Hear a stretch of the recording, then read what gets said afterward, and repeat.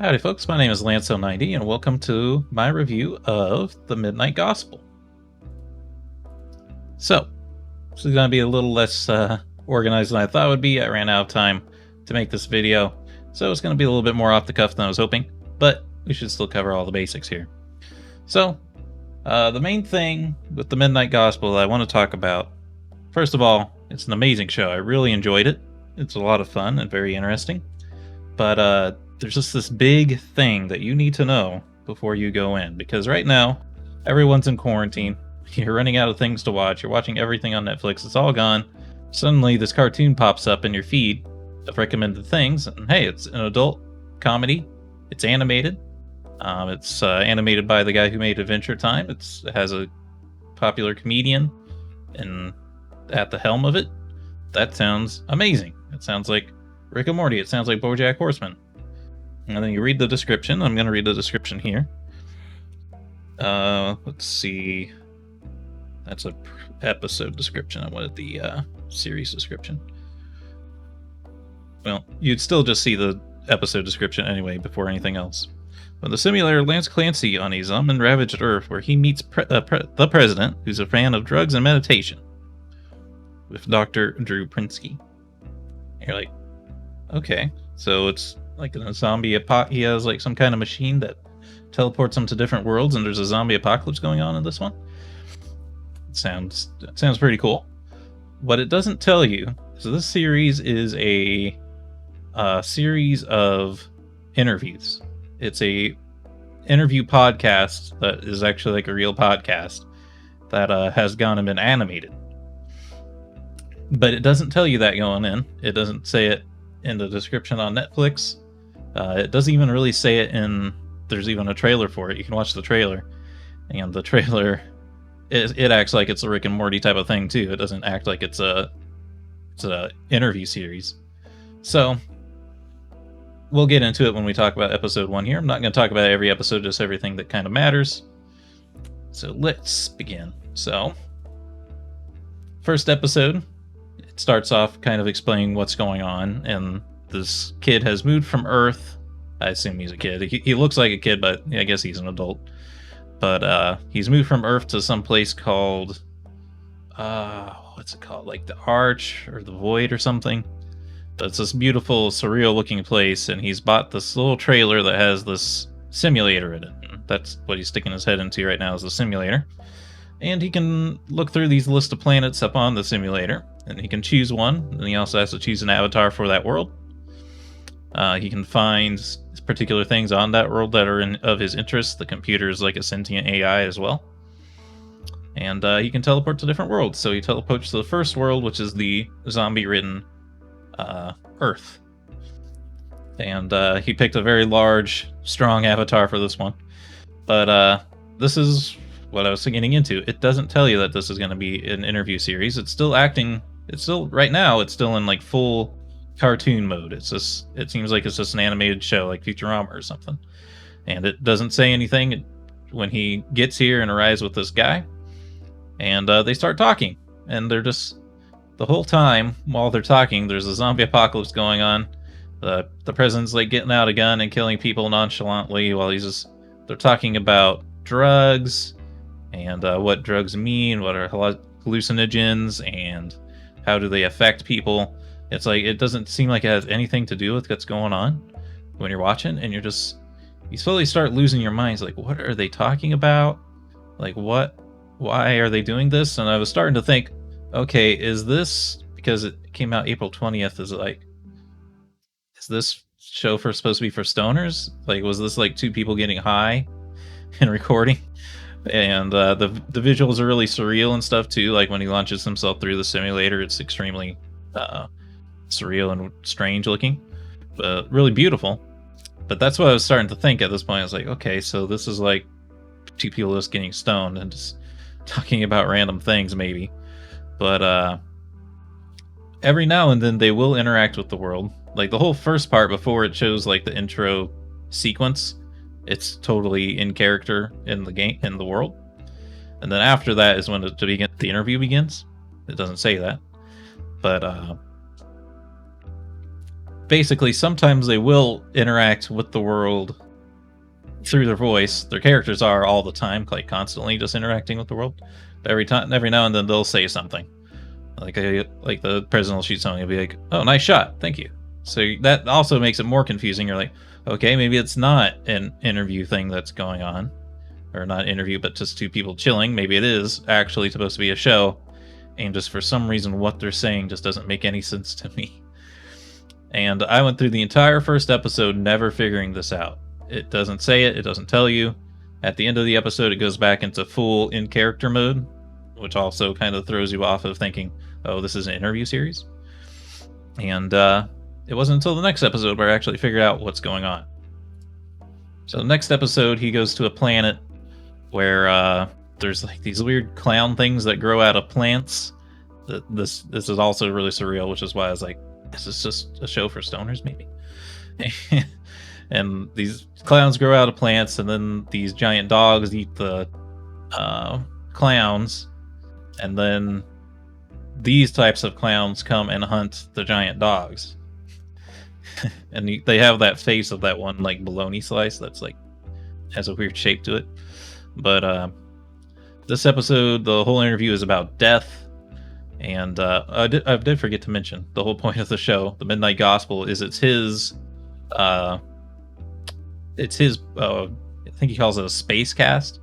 It's his space cast, which is also kind of a hint that it's some kind of podcast. But again, it's told in the perspective of being in character, so you don't really realize that he's trying to tell you that this is a podcast.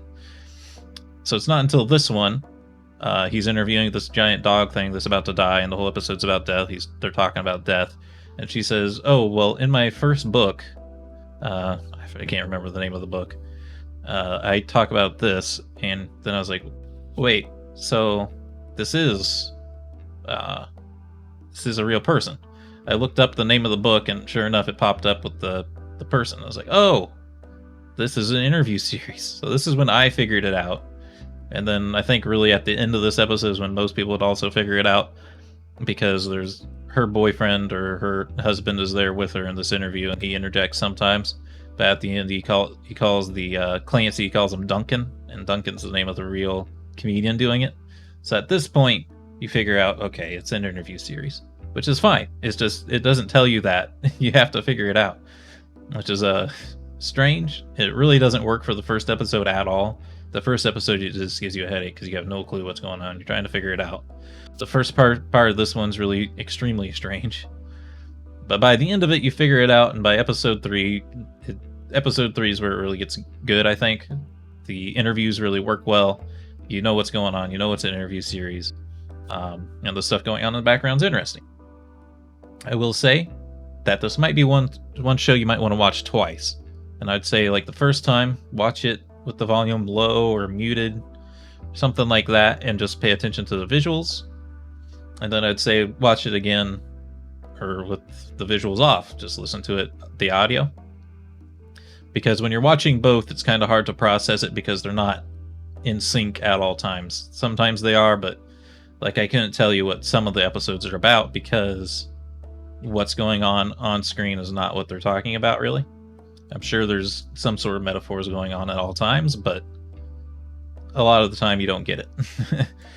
So there's a little bit of a disconnect, but the visuals are really cool.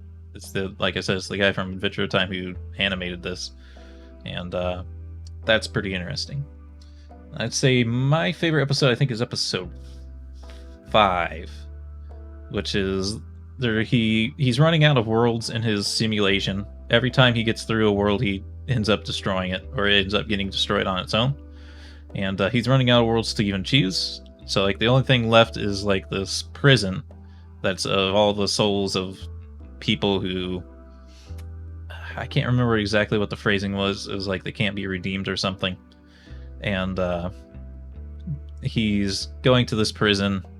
And again, this is another one where the disconnect is real, because I can't remember what the interview is actually talking about. But the visuals, I remember the visuals really well. It's about this prisoner who can't talk. He ripped out his own tongue at some point. Actually, it's she, because you hear her voice at the very end. Spoiler alert. But it's not really about the the plot's going on screen anyway. It's really about the interviews, so I don't really consider that a spoiler maybe, but it's about this prisoner. She's a total psychopath, absolutely crazy, wants to kill everyone. This here is representing her soul, and every time she dies, these giants, I mean, they look like biblical angels, kind of, judge her soul's weight, and they just keep sending her back in this time loop of going back to where Clancy lands in her prison cell. And every cycle she goes through, she's becoming a little less crazy, a little less mean and angry, and eventually she manages to escape because she's not pure evil anymore. So that was really interesting. And then the interview was interesting too, but I can't remember it. Some of the interviews I can remember, some of them I can't. Some of the visuals I can remember, some of them I can't. That's why I said it might be one you watch twice, focusing on different parts of what's going on. But it is great. And then I would say episode 6 is pretty fun too, because it's like the first one that's not really about the interview. It's a lot more about the world building and what's going on. So this one's like the first one that's like really about the cartoon of what's going on. His simulator is broken. He has to figure out what's going on with it, why it's broken, because he has no idea what this thing is. It's just in this trailer thing that he bought, and it was just a really awesome deal for him, but he has no idea how to maintain it or anything. So he's trying to figure out how to fix it. He's meeting the neighbors, and they have like tons of simulators, and they're like farming them. And yeah, this one is really cool if you're interested in just like the storyline of what the cartoon is actually about itself. But there is a very small interview towards the very end of it, but for the most part, this one's actually just about the cartoon, which I thought was interesting. And then the final episode is about Clancy interviews his mom, except it's actually Duncan, the comedian, interviewing his mom. And that one's just very deep and touching.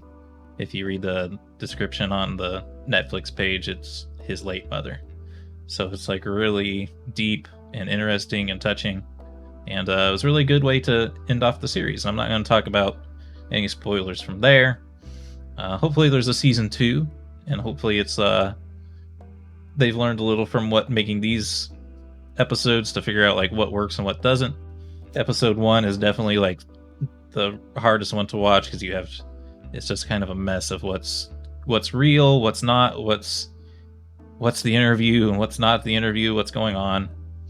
And then I would say episode 6, maybe it leans a little bit too much into just the cartoon part and not enough into the interview part. And then I would say episode 3, which we didn't really talk about, and episode 5 here are really good combinations where they kind of talk about where the visuals and what they're talking about really match up. So that's all I have to say for this interview. It is a great show. I really do recommend it. Just going in, having this in mind is actually going to help you quite a bit, because I went in just because I didn't have anything else to do and I didn't know what it was or anything. And it really made the first episode, I was pretty close to tapping out. I was just thinking, okay, I think this is just like a psychedelic trip show. And you're just supposed to maybe get high and watch this thing. And maybe that's fun too. I'm not really sure, because there's like really dark themes in some of the episodes, especially like this episode 2 is about death. It'd probably be a bad one to watch. If you trip, you'd probably have a bad trip. But other than that, that's all I have to say about the series. I hope you all enjoyed. If you did, remember to hit the like button, keep the conversation going in the comments, and subscribe if you want to see more. Until next time, I hope you have a good day.